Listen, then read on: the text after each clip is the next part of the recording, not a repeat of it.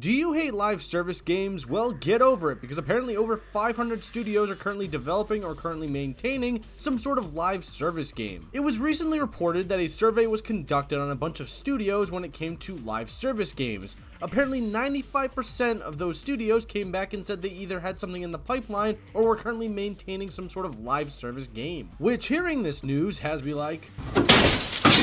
Live service is a good and bad thing. On one hand, you have the potential to enjoy your favorite games longer with constant updates or content drops, micro DLC, battle passes, etc. These games could be free or be sold at some set retail price. The bad, and the seemingly most typical, is that live service games are typically released void of content and are pretty much busted at launch with the promise of being better in the long run. The most recent example of this, the Unalive Squad game. As time will go on, you'll start seeing these games drop content like Tatum drops threes, but all this content is pretty shady because live service games are intended to, well, keep you hooked for the duration of the game. They do this by releasing events, daily loot, or just content throughout its lifespan that could potentially make the player feel like they're missing out on their favorite game, or even be potentially behind when it comes to the in-game competition, or even they will release some sort of like overly priced micro DLC, fuck you Bobby, through the game's online store, which is oftentimes rotated around. That way you either miss out on the coolest stuff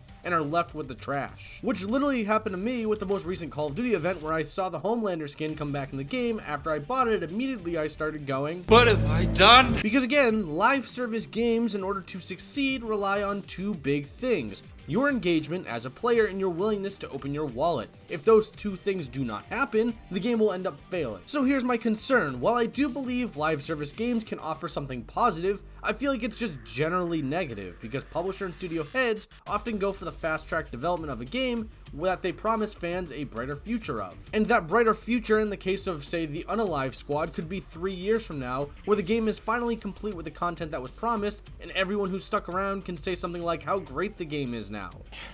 Shut the fuck up. And now, hearing that all of these studios are currently doing something involving live service is a bit of a concern of mine, because I think a large majority of gamers do not like live service games because most of them are done very poorly, and because the overall quality of games ends up going down because they're just trying to rush it to the sales floor. And don't get me wrong, like, I'm not assuming that every game is going to be released perfect. Of course, we don't live in a perfect world, but when games end up looking like this, it makes it really hard to enjoy an overall game or feel like it was really ready for release and worth my time. X-Defiant is a game that I think was truly ready for launch, and I think they just ended up missing their window at some point, because I think they were trying to compete with Call of Duty and that didn't end up happening, and I think that would have been a good live service game. Time will tell, they still have an opportunity, but again, it's one of those games that I think will end up just being like a, here it is, everyone's gonna like it for 2 months, and then the people will just stop playing it. Which is another problem with live service games, because most live service games, if they're good enough, will last maybe a month or two. You can't expect your game to be a Fortnite, a Warzone, Call of Duty,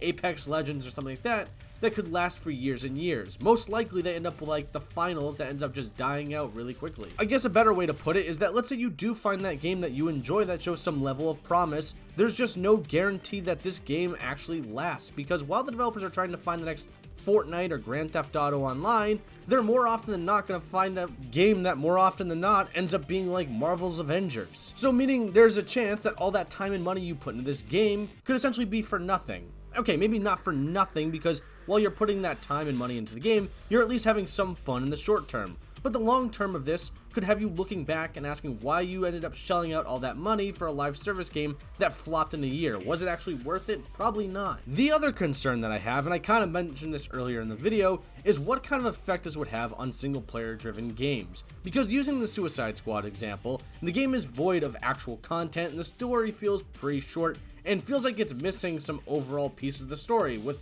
the future being planned for over 12 seasons. So meaning you won't fully get the ending of the game until the 12th season of the game, which is assuming it's 3 years away from now. Just imagine if a game like Red Dead 2 did this. It would probably lead to tons of backlash, and players would probably just end up avoiding the game entirely. My point is here is you should be very critical of live service games. At the end of the day, these development studios, or at least the leaders behind them, wouldn't even piss on you if you were on fire. Well, in theory, live service games are a really neat idea because it keeps your games lasting longer. It ends up being a bad thing because all the content in the game ends up being hot garbage. And again, not to mention that most of these games end up releasing in some terrible state with the promise of getting better, which that promise may never actually happen. Overall, and just my final thoughts, the idea of more studios developing live service games is pretty disappointing because I don't genuinely feel like any more of these games are needed, or not at least to the extent where like a bunch of studios are trying to make this live service type of game. And honestly, the success of these games is just a crapshoot, yet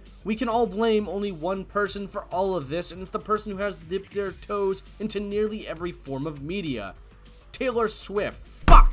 Anyways, I'd like to know what you have to say in the comment section below. What do you think of live service games, and are you at all concerned with all these studios working on live service games? Let me know what you think in the comment section below. If you enjoyed the video, great, maybe consider leaving a like or even subscribing because it helps out the channel. And if you didn't enjoy the video, well, it's not getting much better than this. Thanks for watching, and well, bye!